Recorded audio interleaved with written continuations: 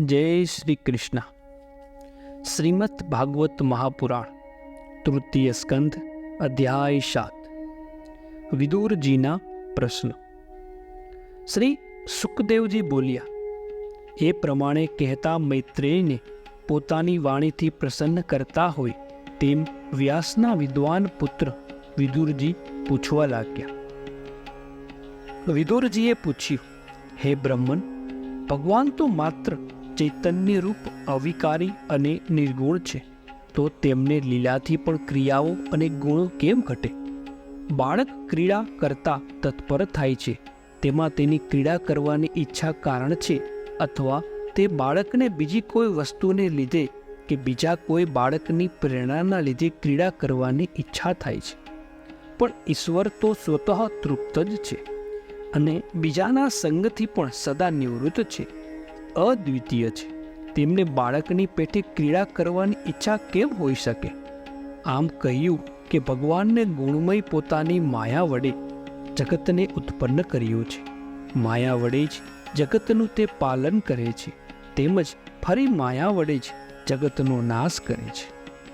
आ जीवात्मा देशथी, काळथी, अवस्थाथी पोतानी के बीजा कोई पण अविनाशी ज्ञानवाळो छे, तो ते अविद्या साथे जोड़ाय छे केम? वળી તે જીવ બ્રહ્મ સ્વરૂપ જ છે, તેથી તેને સંસાર પણ ન જ હોવો જોઈએ। એ કહે છે, સર્વ ક્ષેત્રો વિશે જ ભોક્તા સ્વરૂપ રહેલ છે, તે તો વસ્તુતઃ ભગવાન જ છે। તો એ જીવાત્માને દુર્ગાણીપણું, આનંદદાથી ભ્રષ્ટ થવાપણું કે કર્મોના સંબંધથી ક્લેશ પણ કેમ જ હોઈ શકે? હે વિદ્વાન મૈત્રેય, આ અજ્ઞાન સંકટમાં સારું મન ખેદ પામે છે। હે સમર્થ મુનિ, આ મારા માનસિક મનોમનને તમે દૂર કરો। શ્રી સુખદેવજી બોલ્યા, તત્વના જિજ્ઞાસુ વિદુરજીએ એ પ્રમાણે પ્રશ્ન કર્યો એટલે ભગવાનમાં જ ચિત્તવાળા ગર્વ રહિત મુનિ મૈત્રેય વિદુરજીના એ પ્રશ્નને ઉત્તર આપવા પોતાનું સામર્થ્ય જાણે પ્રગટ કરતા હોય તેમ સહેજ હસતા વિદુરજી પ્રત્યે કહેવા લાગ્યા। મૈત્રેય બોલ્યા, તે જ આ ભગવાનની માયા છે કે જે તર્કથી વિરુદ્ધ થાય છે। જેમ કે પરમેશ્વર વિમુક્ત છે, છતાં તેમને અવિદ્યાનું બંધન અને સ્વરૂપ જ્ઞાનનું ઢાંકણ પ્રાપ્ત થાય છે। આમ તર્ક સાથે જેનો વિરોધ આવે છે તે જ ભગવાનની માયા છે। જેમ સ્વરૂપ જોનાર મનુષ્યને પોતાની મસ્તક છેદાયા વિના પણ આ મારું મસ્તક છેદાયું, આવી મિથ્યા ભ્રાંતિ જણાય છે। જેમ જીવાત્માને અવિદ્યા વડે ગુણમય જાળમાં પ્રવેશ અને સ્વરૂપ જ્ઞાનનું આવરણ નહીં હોવા છતાં જણાય છે, તે જ ભગવાનની માયા છે। કદાચ તમે કહેશો કે જેમ જીવને એ રીતે જણાય છે તે ઈશ્વરને પણ એ કેમ ન જણાય?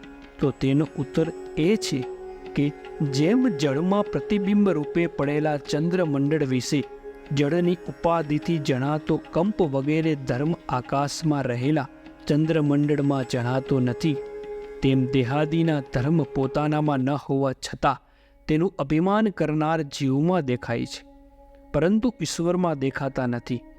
જીવાત્મામાં જણાતા આ દેહાદિના ધર્મ નિવૃત્તિ ધર્મથી ભગવાનની કૃપાથી અને તે દ્વારા થયેલા ભગવાન પરના ભક્તિ યોગથી ધીમે ધીમે દૂર થાય છે। જ્યારે દ્રષ્ટા અર્થાત અંતર્યામી પરમાત્મા શ્રી હરિ વિશે સર્વ ઇન્દ્રિયો નિષ્ફળ થાય છે કે તરત જ જેમ સુષુપ્તિ અવસ્થામાં પડેલા મનુષ્યમાં સમગ્ર ક્લેશો નાશ પામે છે, તેમ સમગ્ર ક્લેશો નાશ પામે છે। જો ભગવાનના ગુણાનુવાદનું શ્રવણ માત્ર જ સમગ્ર ક્લેશોની શાંતિ કરે છે, તો મનમાં મેળવેલી ભગવાનના ચરણાવંદની રજની સેવા પરની પ્રીતિ સમગ્ર ક્લેશોની શાંતિ કરે, એમાં શું કહેવું? વિદુરજી બોલ્યા, હે સમર્થ મુનિ, આપના પ્રમાણભૂત વચનો રૂપી તલવારથી મારો સંશય કપાયો છે, તેથી હવે મારું મન ઈશ્વરની સ્વતંત્રતા અને જીવની પરતંત્રતા વિશે સારી રીતે વિચાર કરતું થયું છે। હે વિદ્વાન, શ્રી હરિની માયાને લીધે જ જીવમાં દુર્ગામીપણું વગેરે જણાય છે, એમ કહ્યું તે ઠીક જ છે। કારણ કે સ્વપ્નમાં પોતાનું મસ્તક કપાવવું વગેરે જેમ મિથ્યા અને નિર્મૂળ છે, તેમજ જીવાત્માને દુર્ગામીપણું વગેરે પણ મિથ્યા અને નિર્મૂળ જ છે. કેમ કે એ દુર્ગામીપણું વગેરેનું તથા આ જગત કે દેહાદિ પ્રપંચનું મૂળ સ્વરૂપના અજ્ઞાન વિના બીજું કંઈ નથી. આ જગતમાં જે મનુષ્ય દેહાદિ અત્યંત આસક્ત છે અને જે બુદ્ધિથી પર એવા પરમેશ્વરને પામ્યો છે, તે બંને જ સુખી જીવે છે. કેમ કે પહેલો દેહાદિમાં આસક્ત છે, તેને સંશય થતો જ નથી, અને બીજો પરમેશ્વરને પામ્યો છે, તેને તો કોઈ જાતનો સંશય રહેતો જ નથી. પણ જે મનુષ્ય વચલી સ્થિતિનો એટલે દુઃખને લીધે સંસાર તજવા ઈચ્છે છે ખરો, પણ સ્વરૂપાનંદનો અનુભવ ન થવાથી છોડી શકતો નથી, તેને જ દુઃખનો અનુભવ થાય છે. આત્માથી ભિન્ન છતાં આત્માની સાથે એક સ્વરૂપે ભાસતા દેહ ઇન્દ્રિયાદિ પ્રપંચનો આમાં કંઈ અર્થ નથી. માત્ર આત્મા સાથે એક સ્વરૂપે ભાસે જ છે.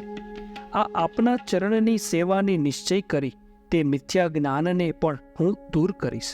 કેમ કે તમારા જેવા ભક્તોની સેવાથી નિર્વિકાર શ્રી ભગવાનના ચરણમાં સંસારનો નાશ કરવાની તીવ્ર સ્વાભાવિક પ્રેમાલક્ષણા ભક્તિ ઉત્પન્ન થાય છે.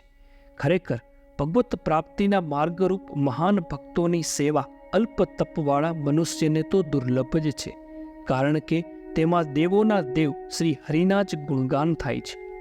સૃષ્ટિના આરંભથી ઇન્દ્રિયાદિ વિકાર સહિત મહત્તત્વ વગેરે તત્વોને અનુક્રમે સર્જી ભગવાને તે તત્વોના અંશોમાંથી વિરાટ પુરુષને સર્જ્યા, અને પછી તે વિરાટ શરીરમાં ભગવાને પ્રવેશ કર્યો.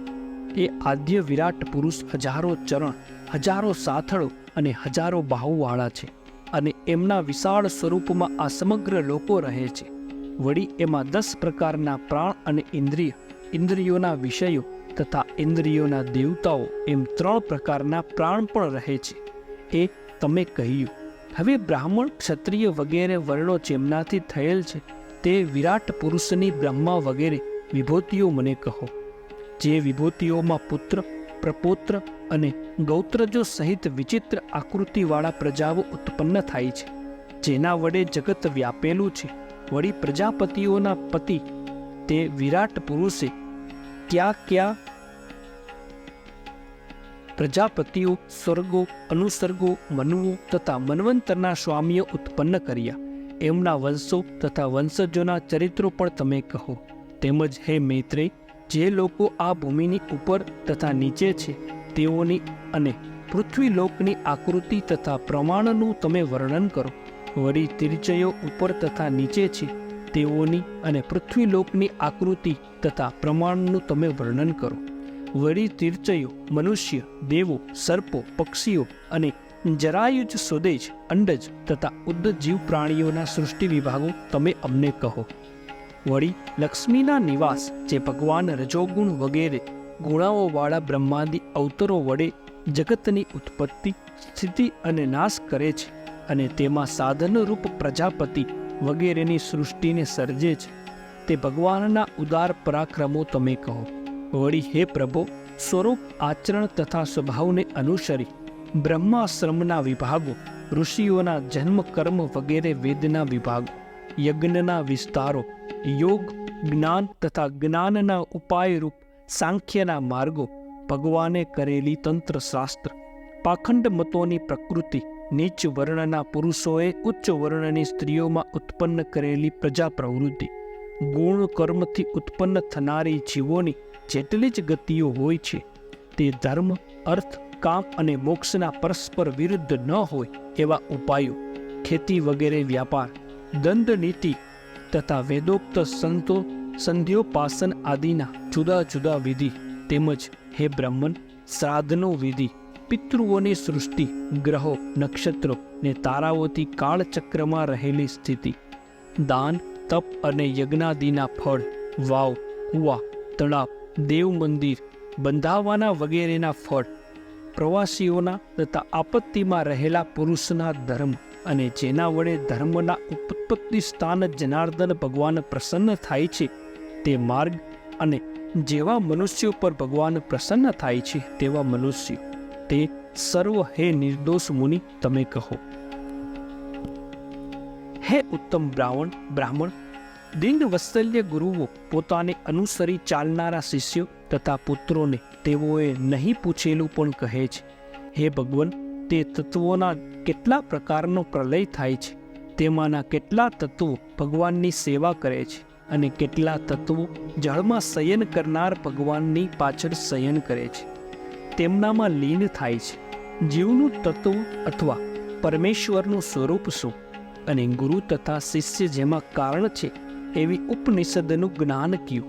હે નિર્દોષ મુનિ, પૂર્વના આચાર્યોએ તે જ્ઞાનમાં જે સાધનો કહ્યા હોય તે પણ મને કહો. કેમ કે પુરુષોને ગુરુ વિના પોતાની મળે જ્ઞાન, ભક્તિ કે વૈરાગ્ય ક્યાંથી થાય?